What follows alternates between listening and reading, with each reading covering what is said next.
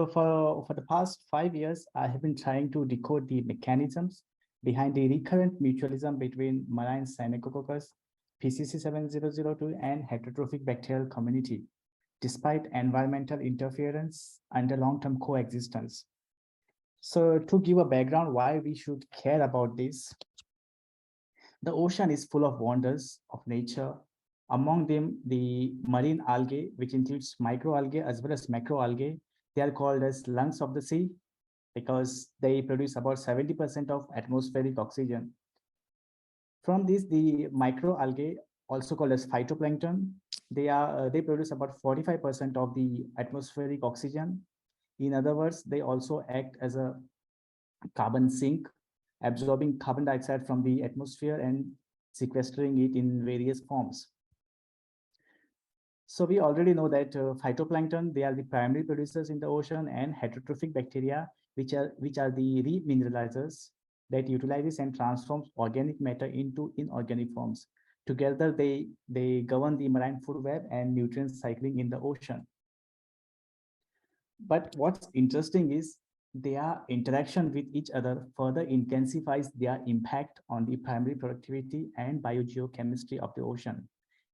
For example, their interaction can enhance the ecosystem productivity by supporting the food chain.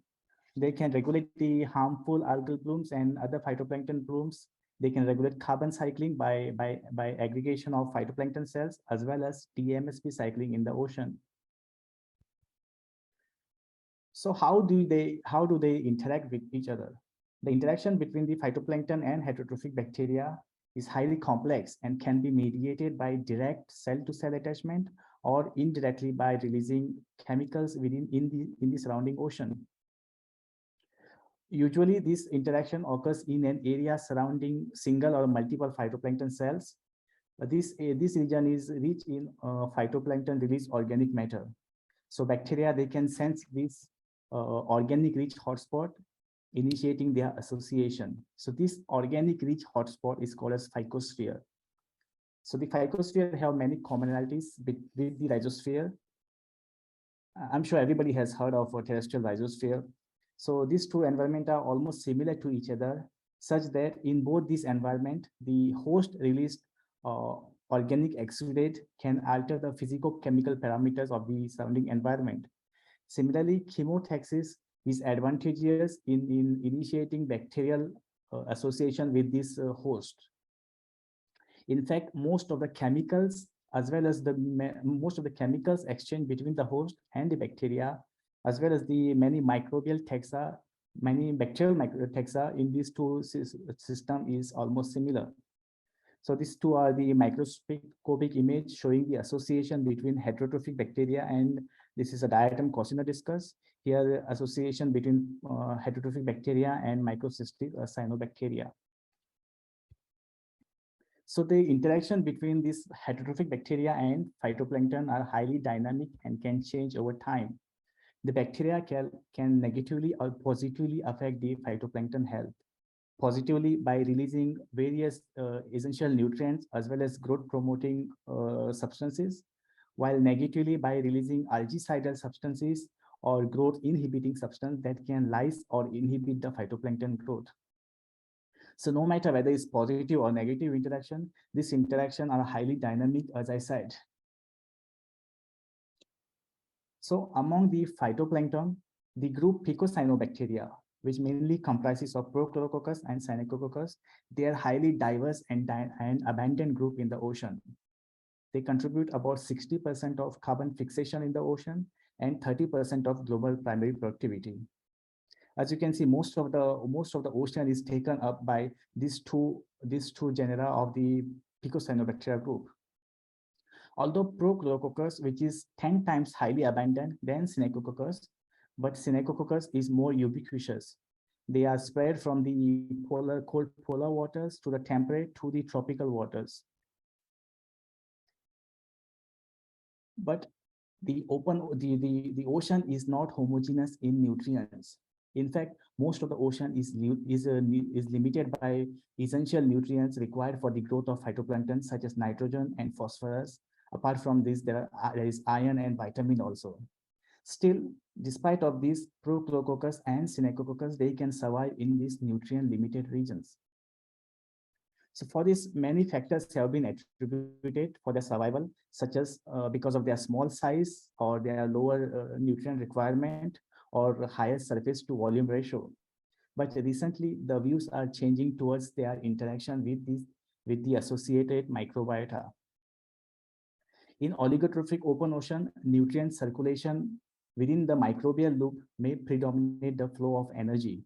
The phytoplankton and other microbiota, other microbes, they can form societal bubbles, and the nutrient generation and redistribution within the societal bubble may prevail. A study by Malfatti et al. In 2009, they showed that almost 40% of Synechococcus in pelagic waters were in direct contact with heterotrophic bacteria. Similarly, a recent study by Christy Oleza, they showed that nutrient recycling by heterotrophic bacteria could sustain prolonged survival of Synechococcus, which was almost 270 days. What they did here is they inoculated Synechococcus culture with different bacterial strains. They found that Synechococcus grown with different bacterial strains could survive for almost 24 to 40 weeks more than the exenic counterpart. But in the natural environment, the bacterial community as a whole interact with the phytoplankton.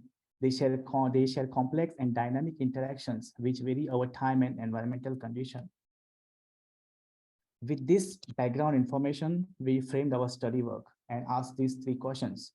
What will happen if a natural bacterial community is exposed to Synechococcus? How their interaction influence the health of Synechococcus as well as the community composition of bacteria? Secondly, what are the underlying mechanism of relationship formation? And what metabolites are exchanged? Who are the key players? And finally, how their interaction will respond to an external environmental interference. So to find out, what we did is we established a co-culture system comprising of exenic Synechococcus PCC7002 and natural seawater bacterial community. We monitored this system for 140 days, that is approximately 20 generations of Synechococcus. We employed a 7-day subculturing step here so as to minimize the effect of organic matter on the growth of Synechococcus. During these 140 days of co-culture, we found out that the relationship between the heterotrophic bacteria and Synechococcus changed from antagonism to commensalism. During first 5 generations, the heterotrophic bacteria actively suppressed the growth of Synechococcus in the co-culture system. But from 7th generation onward, the negative impact of the bacteria on the Synechococcus was diminished. In fact, from 17th to 20th generation, the Synechococcus in the co-culture system had higher photosynthesis efficiency in comparison to the exenic counterpart. This suggested that the Synechococcus and heterotrophic bacteria may have developed a positive interaction. So we wanted to know what will happen to this positive interaction on a longer duration. So what we did, we changed this co-culture system to a static co-culture system and monitored it on a longer duration. Even after 2 years without any nutrient input, the system was thriving healthily. So this suggested that the Synechococcus and heterotrophic bacteria may have established mutualism. This posed 2 questions. What drives the relationship change from antagonism to commensalism to mutualism? And what supported the long-term survival of Synechococcus even after 2 years? So coming to the first question, what drives the relationship change? We found out that the initial bacterial community, which comprised of diverse bacterial taxa, had undergone gradual succession in bacterial community structure. This succession in bacterial community structure exactly aligned with the 3 relationship changed. The dominant bacterial genera in each of these 3 phases had undergone a tremendous shift. In antagonism, Planktosalinus and Marinicella, these genera were dominant. In commensalism, most of the bacterial community composition, for example, like 90% was taken by Pseudomonas, while in mutualism, it was Hypobacterium and Erythrobacter. This coordinated succession in the bacterial community structure increased our curiosity to know if is there any relationship between this community change and observed Synechococcus growth status.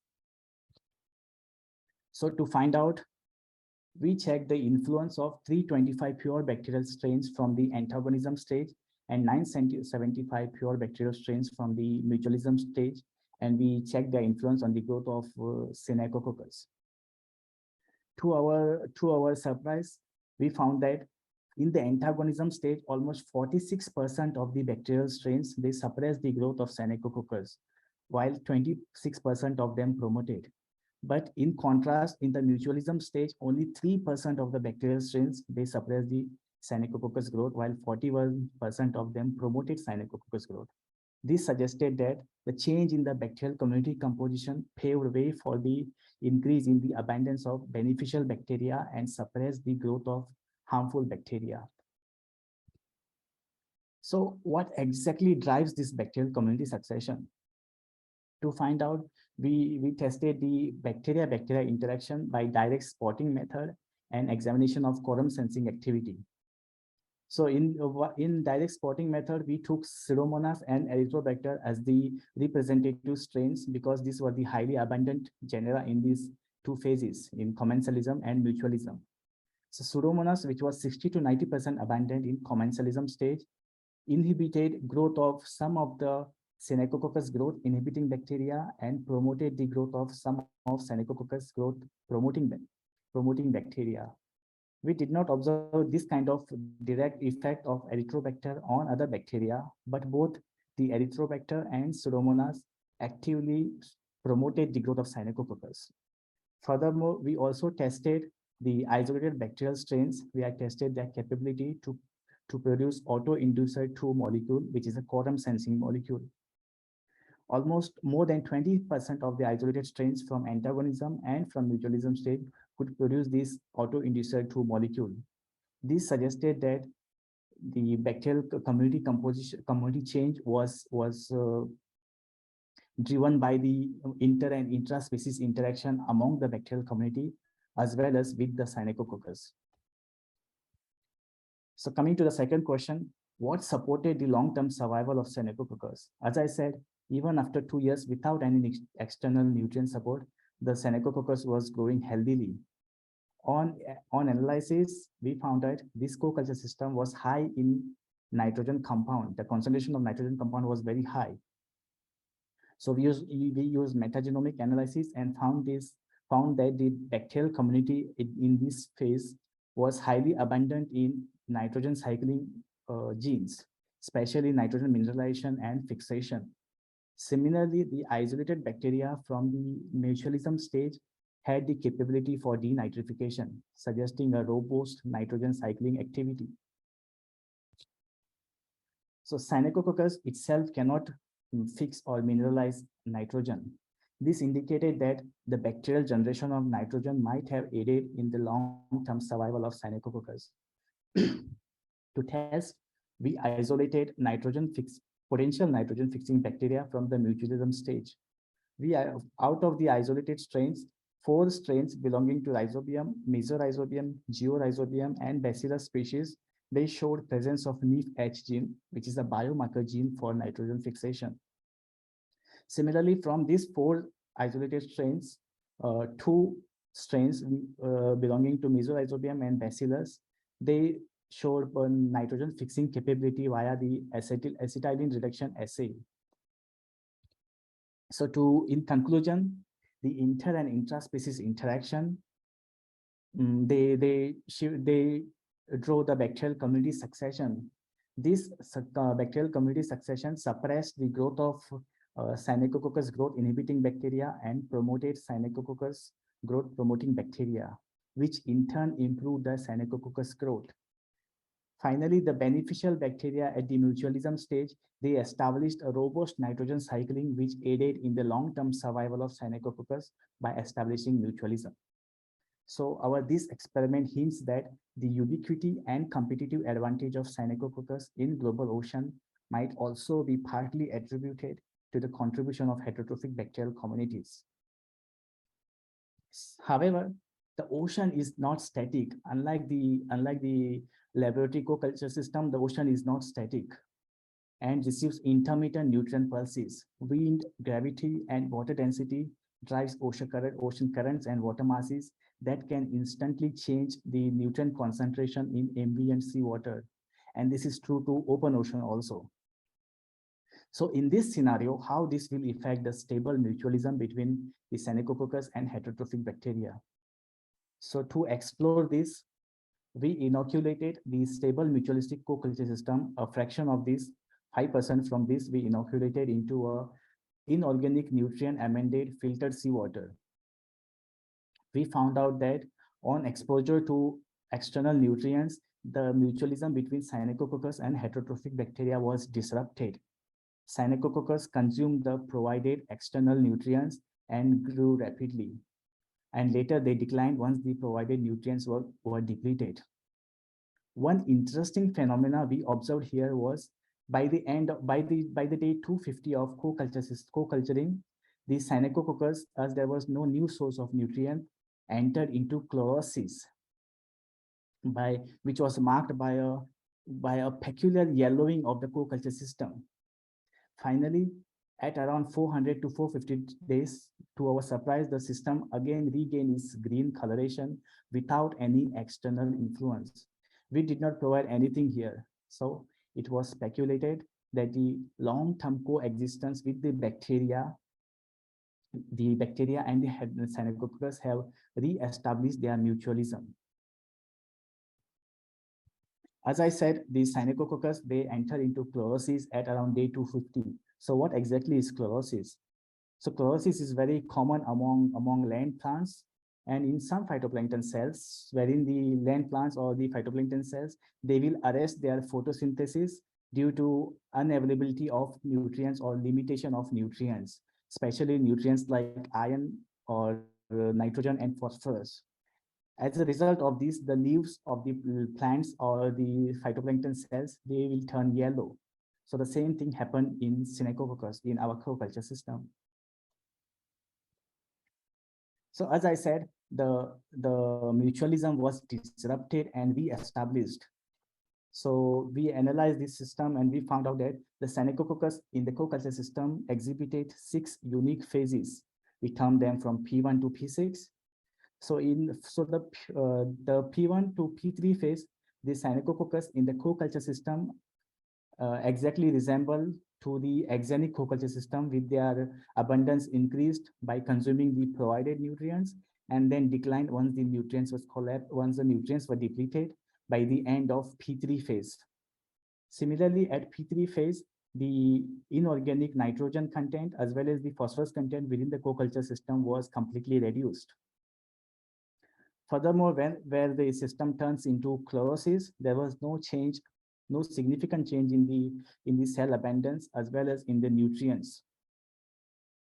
We used flow cytometric analysis and found out that there were 2 Synechococcus subpopulations. We termed them S1 and S2, depending upon allophycocyanin and chlorophyll A intensity. So the S1 population resembles the healthy Synechococcus cell. They have higher intensity of allophycocyanin as well as chlorophyll A, while S2 resembles unhealthy Synechococcus cell with lower intensity of chlorophyll and allophycocyanin.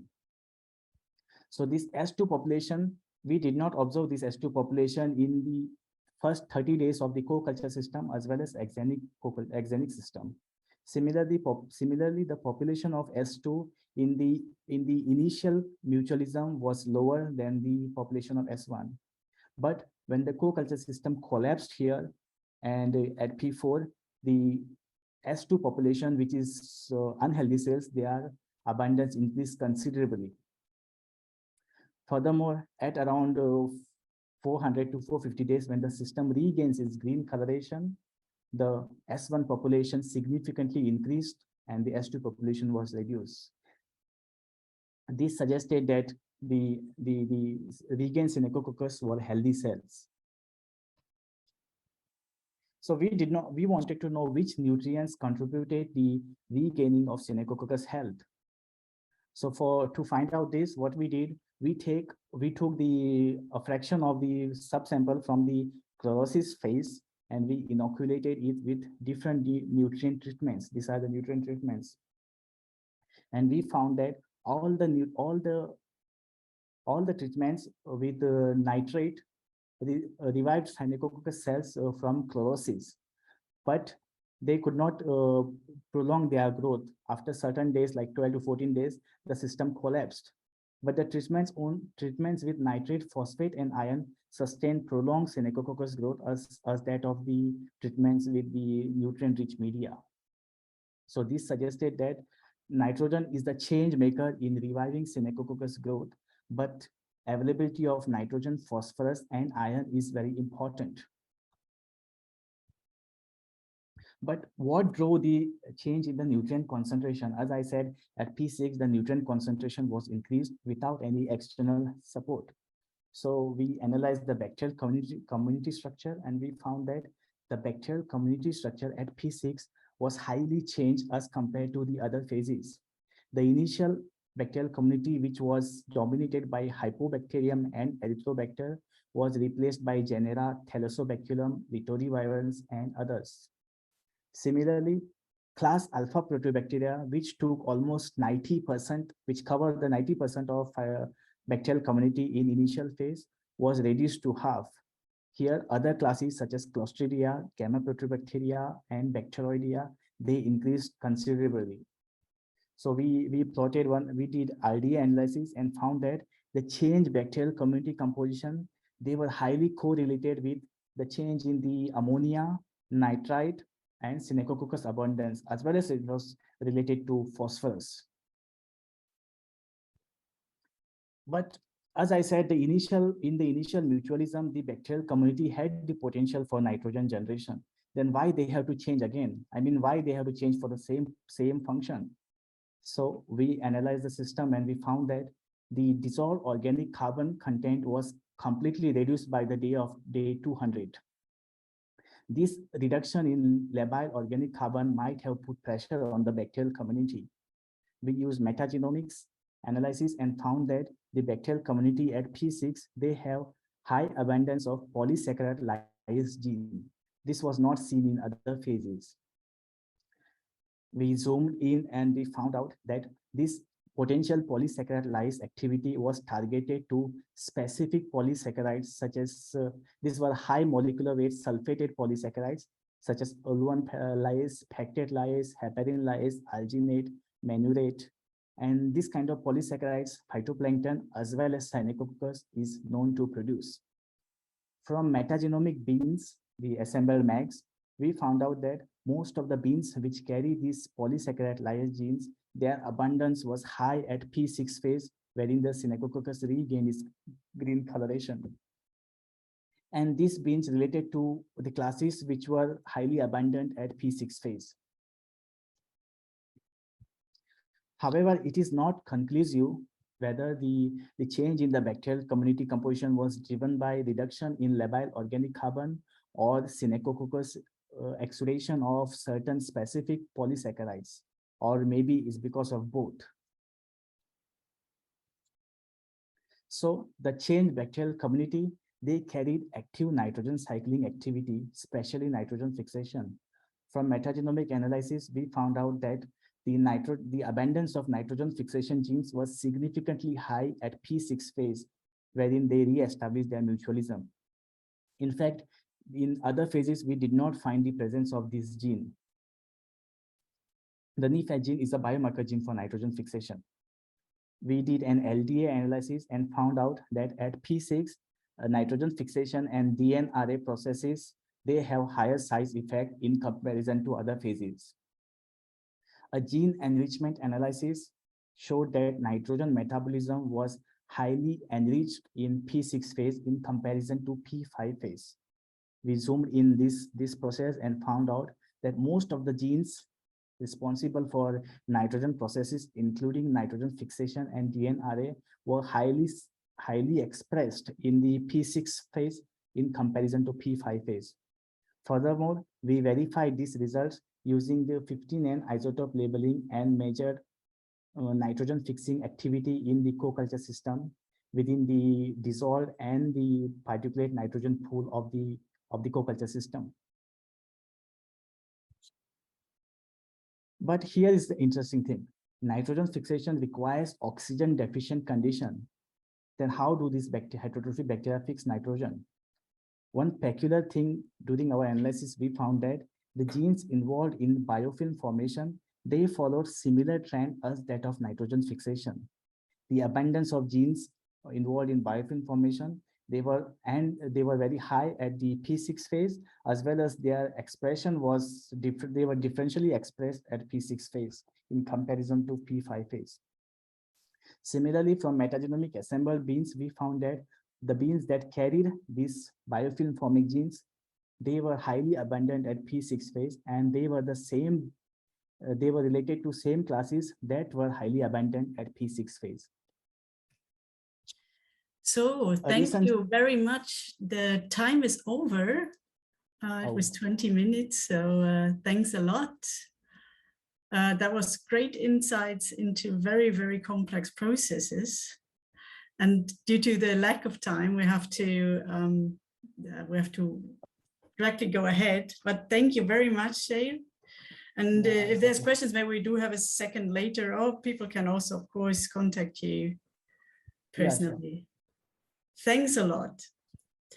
And now I want to introduce you to Caroline Ganglo, who is from Benin and is now a PhD candidate at the University of Koblenz-landau in Germany, and is working for the project Systemlink, which is about stream environmental alterations which propagate to adjacent terrestrial ecosystems. And we are very excited to hear about your experiences with chironomids, ponds, and carbon dynamics. The floor is yours. Oh, thank you for having me here. So, as Karen said, my name is Caroline Ganglo, and I'm a PhD in Systemlink at the University of Koblenz-landau. And I'm going to today present my research. So part of my PhD research, which is also a joint experiment from the Systemlink. So let's begin. So, sorry, I missed something very quick. So the topic of today is about the chironomid reduction. So how the chironomid reduction by biocide affect carbon dynamics in pond. So we know that the pond there exists in quite some numbers by 304 million, and they represent about 9% of Atlantic fresh water. So which means Atlantic means that the water body of these systems are quite not moving, remain still. And because of their small surface area to sediment volume ratio, they accumulate carbon in quite some amount. For instance, they are responsible for 15 and 41% of carbon dioxide and methane emissions, respectively. So we were interested in knowing what are the biogeochemical processes that govern greenhouse gases emission and carbon cycling in this system. And one important engineer of organic matter running in aquatic sediment are chironomid larvae. These species, they exist per million per unit area in aquatic system. And what do? By their presence, they pump the overlying oxygenated water into the sediment, and thereby they need to feed on organic matter to survive. Also on methane oxidizing bacteria they feed on. And some study found that by doing so, they oxidize methane into carbon dioxide. And so we would expect that in the presence of the chironomid larvae, less methane would be emitted in aquatic system, and maybe more carbon dioxide will be released due to respiration and air. And of course, dissolved organic carbon would be released in huge concentration because they feed on organic matter producing dissolved organic carbon. But through also their undulated shape, their U-shape, they disturb the bioturbid sediment, and thereby they release fluxes of elements across sediment water boundary. So on the other hand, we have this BTI, which is a mosquito control agent used mostly in Germany to kill mosquitoes. And BTI has been found to have a side effect on the chironomid larvae. It reduces their abundance by up to 80%, for instance. And therefore, we would expect that any beneficial geochemical processes in the presence of the chironomid would be suppressed when BTI is being applied to this system. And so therefore, we wanted to understand how the chironomid affect the carbon cycling. And we expect that, as demonstrated here, when the chironomids are more, then organic matter decomposition would be enhanced, and dissolved organic carbon would be greatly produced, but methane would be oxidized and less methane would be emitted. And where we would obtain the opposite effect as the chironomids are reduced. So we tested this hypothesis in 12 flat plane mesocosm, to which 6 were BTI applied. So these flat planes are located here in a small, beautiful village in Germany. And so when we apply at three times BTI at field rate to each of these 6 treated ponds. So when we look at each pond, we characterize this pond by 3 zones. So a terrestrial zone, which is a type of wetland, also represented by rushes and grasses plant, and an aquatic terrestrial zone, which is an intermediate between the most aquatic zone and the terrestrial zone. And then this aquatic terrestrial zone is represented by emergent plant, mostly the Typha latifolia. And in the aquatic zone, we have more of macrophytes and algae. So we found out that BTI has reduced in total 67% the chironomid larvae abundance and their emergence. And we also found out that the aquatic terrestrial zone was the preferred habitat of the chironomid. And this is because this zone is represented by more fine sediment, which has maybe enhanced the accumulation of organic matter, because chironomid larvae, they need to feed, and so they will be more present in where there is food. And so, yeah, this is an example of the effect of a graph showing the effect of the BTI on the chironomids in the aquatic and aquatic terrestrial zone. As shown here, you see that the effect was more pronounced in the aquatic terrestrial zone under the macrophyte. And so from our side, we monitor the carbon fluxes and stock over 1 year. So we measured carbon dioxide and methane using transparent chamber method. We use an emergent insect trap to collect emergence insect sample. And for the carbon stock, we disturbed the sediment and collected some macroinvertebrates. So the chironomid larvae, mayflies, odonata, and so on. We also collected some sediment sample and measure organic carbon content. We collected plant, and we measure in surface water dissolved organic carbon and carbon dioxide and methane concentration in surface water using the headspace method. So in my next slide, I will go in detail in the most important result. So over the year, so this graph is showing the sampling that we did over the year. Over the year, we saw that the dissolved organic carbon in the treated pond went lower than in the control pond, except from 1 season. So dissolved organic carbon were reduced by up to 30% in the treated pond. However, we did not have this effect in autumn, and this is quite interesting because our present measurement cannot explain why, but we speculated that maybe this is due to external contribution to the carbon by fallen leaves, or this could also be due to the switch in diet of some predators. For instance, some predators, they feed on the chironomid larvae. This is the known prey, but when the chironomid larvae are reduced, they might switch their diet by feeding on organic matter, but we, as I said, we do not have proof to that, but we try to speculate. So, which means that seeing the lower dissolved organic carbon in the surface water, we can tell that our hypothesis that when the chironomids are reduced, then less dissolved organic carbon would be released from sediment to surface water is kind of verified here. So we move to methane emissions in the aquatic terrestrial zone. So remember that this aquatic terrestrial zone was the preferred habitat of the chironomid. And this is here that we observe an enhance in methane emission in this zone, but not in the other zone. So all over the year, methane emission increase, and the trend is even methane in winter. And so the increment is over 100% compared to the control pond. And this could be one due to the lack of bioturbation, because bioturbation also bringing oxygen in sediment and enhanced methane oxidation. And also when the organic matter are now accumulated because the chironomids are suppressed, then the presence of plants could also be an opportunity to transport faithfully what is happening in the sediment to the atmosphere.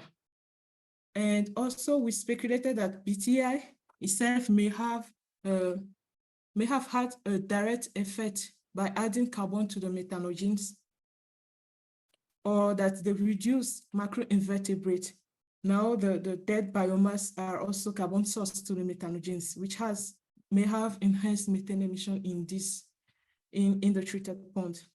So when we look at our concept that when the chironomids are reduced, there will be less bioturbation, so less oxygen transport in sediment, resulting in more methane emissions than the other element, carbon dioxide and dissolved organic carbon, is also verified. So now we look at the global picture of the pond. So this is the pond, our pond with aquatic zone, aquatic terrestrial, and the terrestrial zone. So I'm going to present the result of the stock here and the flaxes. So the circle would be the stock and the arrows would be the flaxes. Please, this is wrong. And so we found out that most carbon were presented in form of particulate organic carbon in sediment mostly, and so followed by plant. But this organic carbon in sediment was not affected by treatment. And we also found out that, yeah, a very few parts of the carbon were presented in form of dissolved gas in the surface water of the pond. And we already talked about the lower dissolved organic carbon found in the treated pond. So the red and the green numbers would be, the green number would be for the control pond and the red would be for the treated pond. And we also talk about the fact that BTI has also added carbon to the pond, and we quantify this to 0.1, which is, however, a minor contribution to the carbon stock in the pond. But this might mean something to the 17 hours. And so the macroinvertebrate also, for the macroinvertebrate stock too, the chironomids were being reduced. And also when we look at the carbon source to the pond, we see that the aquatic terrestrial and terrestrial zone were the mouth of the pond where most carbon entered, and that most carbon would leave through carbon dioxide flaxes, but in the aquatic zones. So this is quite a dynamics between the zone of the pond. And for the methane flaxes, we found out that if it's not BTI, then methane made a lower contribution to the carbon loss to the pond, followed by the insect emergent flaxes. Also, external contribution by wet deposition TOC made a very minor contribution to the carbon budget in the pond. So I would like to conclude by saying that in terms of global warming, we need to think that BTI may be adding up because methane is a potential greenhouse gases. And if in presence of BTI, methane is increasing, then we need to think carefully about. And it is well known that BTI affect the chironomid larvae, but now we know that BTI also alter the carbon cycling in aquatic system, which means that further study are needed to kind of confirm our findings, since this is the first study to assess this effect. So I would like to thank the DFG and Systemlink and also ASLO for having me here. And I'm looking forward to discuss this finding with you. Thank you. Thank you very much. Awesome presentation, awesome talk. Thank you. So we think that we could now, given that we had all these problems, we take a bit of a calm down a bit and come back with some questions now. So is there anyone who has questions for Caroline?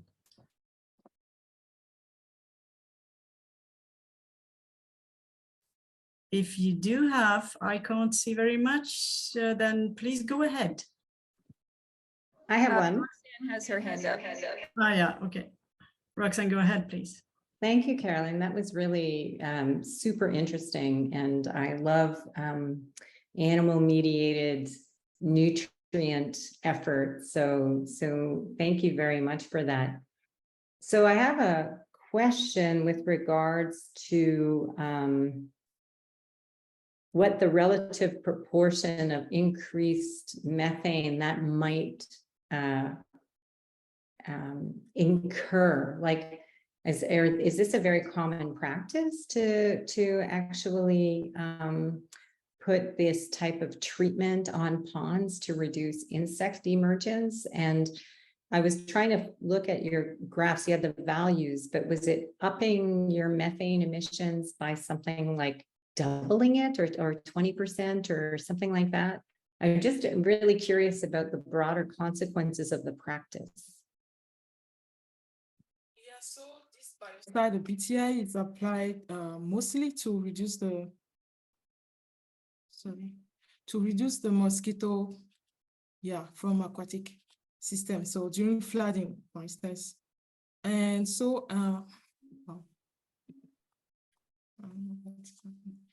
so our result now shows that in total overall, more than 100% of methane is emitted. This is not the right slide. Of methane is emitted in presence of BTI down in the control pond. So this is what we saw in overall. But then, now estimating this per season would be also, I think, close to 100, I think, close to more than 100%. Yeah. So it's major, like you're seeing a major shift in this. Huh. Yeah, a major shift in this. However, we discussed that, okay, this is because of the treatment, but we also need to consider other aspects, for instance, temperature dependence, but the treatment has enhanced something. It has started something which has been enhanced now by temperature and all other environmental parameters that, Super, really nice work. Thank you very much. Thank you. Are there more questions? Pascal has one. Please go ahead. Hello, Caroline. Thanks a lot. Very great talk. I really enjoyed it. I have a couple of questions. One of them would be, maybe I missed it, but did you say how, like, what's the, let's say, the environmental concentration of BTI and how you chose the dose of the treatment? Yeah, okay. So BTI is applied at field rate, actually. So we now consider the surface area of the pond, and then, following some regulation by Becker, who initiated this application, then we calculated, and from that we can apply, following the surface area of our pond, we can apply 100 milligram and spread it homogeneously all over the pond. So even this terrestrial environment was also flooded at that moment, at the time of BTI application. And so, Okay. But is this like, well, I mean, did you kind of exaggerate a bit to see an effect, or I mean, is this kind of observed in the environment in this concentration in the water bodies? This was a bit more my question. So no, we did not exaggerate because we needed to respect this rate application, otherwise our research won't be accepted anyways. So okay, that's great. And then the other thing is, you said that it's mainly applied in Germany. Do you know, I mean, is it only in Germany, or is this kind of a globally applied? Is it globally applied? And I mean, just to kind of get a bit a perspective, because I mean, your results are very impressive. So it would be interesting to see how this applies on a larger scale. I mean, if you would scale it up very roughly to Germany already, this would be, I mean, it would be very interesting, although it's just the back of the envelope calculation? Yeah, that's a very important question as well. So this Baker also is newer version in 2019. I can send it through email later. So he said that BTI is widely applied over the world. So also in Canada, it is widely applied, and in Germany is the preferred mosquito control agent because it doesn't have a side effect or like it's preferred to the chemical, pesticide. It doesn't have much side effect. And also in some country in Africa, it is also applied, but the feed rate are not strictly respected. So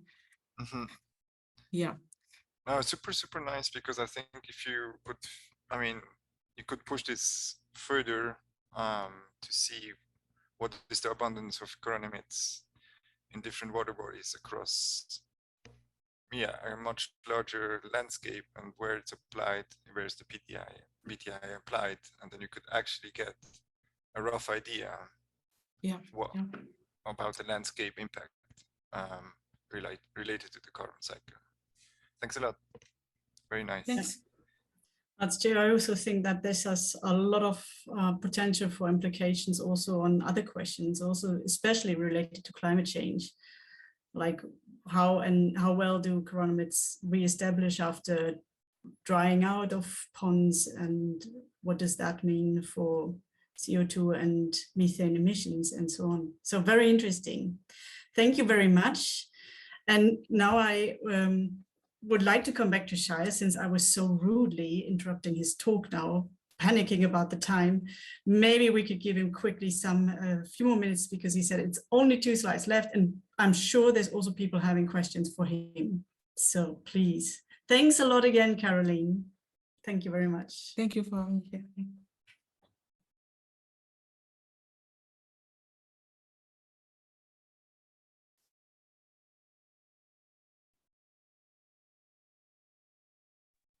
You're muted, child.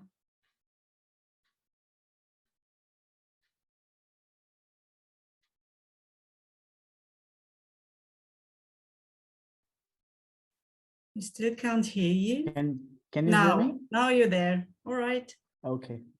Can you see my PPT? Yes, we can see your screen. Okay. Yeah. So thank you for giving this extra time. So as I was saying previously, that the biofilm formation genes, their abundance as well as their expression follow the similar pattern that of the NIF-H gene, which is a gene for nitrogen fixation. So recently, many good papers, they have said that biofilm formation, they might enable free living nitrogen fixing bacteria to fix nitrogen, because nitrogen fixation requires oxygen deficient condition. But the exact mechanism is not explored yet, and it's very interesting to explore actually. So based on this, and from our results, we illustrate this potential mechanism of nitrogen fixation in Synechococcus phycosphere, which is exactly similar to the nitrogen fixation in leguminous plants. In both this environment, nitrogen fixation actually requires a lot of energy to fix nitrogen. So in both this environment, the root exudate as well as the phytoplankton release exudate can provide this energy requirement. So in leguminous plant, what happens? The bacteria senses this the root area. They will go and attach to it, infect the root and form a nodule. And inside the nodule, which is an oxygen deficient environment, they fix nitrogen. So almost similar thing happens in phytoplankton or in the Synechococcus phycosphere. Once they establish the phycosphere, the release of exopolysaccharides by the Synechococcus cell as well as the bacteria, they strengthen their association. So the bacteria and other metabolism, and due to respiration, these microzones or bubbles, they are deficient in oxygen. As this is a bubble, it has low diffusibility for other gases. So this becomes an ideal environment for nitrogen fixation. So for nitrogen fixation, 3 things are important in this situation. One is the presence of NIF-H gene. Similarly, biofilm formation and energy requirement, which was through polysaccharide lyase activity. So all these three processes, the genes were highly upregulated in the phycosphere in our analysis. Similarly, another thing here is at night when the algae, they can respire or take oxygen for respiration, this may further aid in nitrogen fixation. So this is just a hypothesis, it has not been proven. So from this analysis, we suggest that biofilm formation they strongly drove the nitrogen fixation in the Synechococcus phycosphere, which aided in the re-establishment of mutualism. So also the bacterial community, apart from nitrogen, they had capability for phosphorus, vitamin B2 synthesis, as well as iron siderophore production, which I already said that is essential for the prolonged survival of Synechococcus. So to conclude, Synechococcus and heterotrophic bacteria have inherent tendency towards mutualism, which can be re-established on environmental interference. This natural recurrent trait of Synechococcus and heterotrophic bacteria may exhibit their co-evolutionary adaptation in nutrient-limited environments.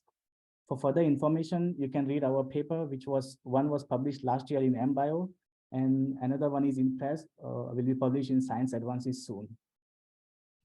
Similarly, you can contact us at these two addresses for collaboration or for questions or joining our lab. Thank you for listening.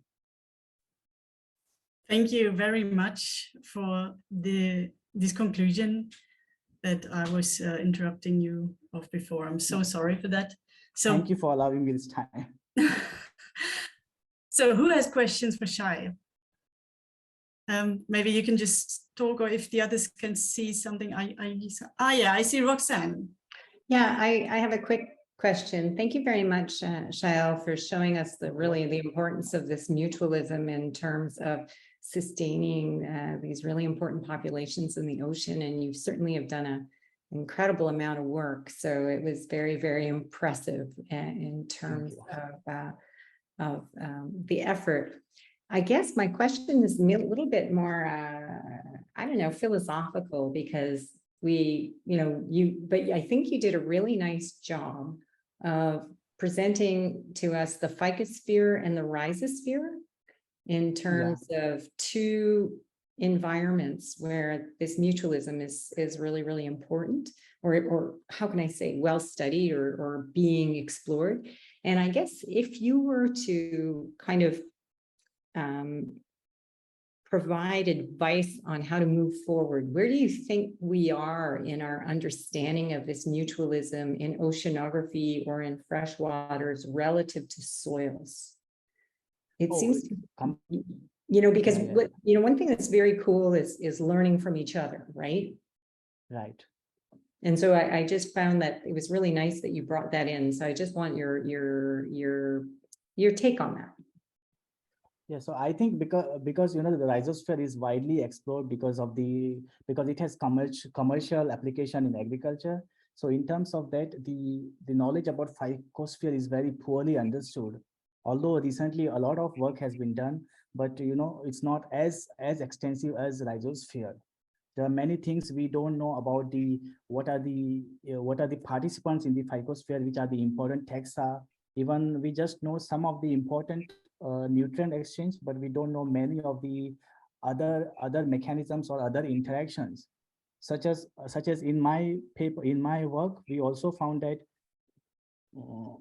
it's here. We also found that there are many other genes which also changes as the relationship change, such as the bacterial secretory system, chemotaxis, and quorum sensing. So we don't have any idea why it happens. So in terms of that, we still need a lot of work need to be done regarding phycosphere. And also the virus part remains, which is hugely not discovered. What are the role of virus in the phycosphere? Mm-hmm. Yeah, I think it's a really interesting, it's always very interesting to have be in an area of study where there is some other ecosystemic perspective that might be a little slightly ahead of us, because it enables us to kind of go and borrow some ideas but Right. also really disentangle some of the differences. So yeah, really nice work. Thank you very much. Thank you. Exactly. Thank you. So is there one more question for Shail? I right now can't see anyone. Otherwise, I would close this session now. It was a bit confusing and a bit unforeseen what happened. Anyways, thank you very much for hanging on. Thank you very much to the two brilliant speakers here today. And I hope to see you all again soon. Nevertheless, I would like to share. I would like to quickly draw your attention one more time to the Raylan Cole Editorial Fellowship that is open for applications now. Very important for young researchers. It exposes you to editorial and publishing processes by being directly guided by the editor-in-chief of Limnology and Oceanography Letters. You can find information on the website of the ASLO, and deadline is the 25th of September. Thank you very much to everyone here. We keep you updated on the next Amplifying Voices session, which will be the last Thursday in September. More information coming soon. Thank you very much. Bye-bye. Yeah. Bye-bye. Have a good day. Bye-bye.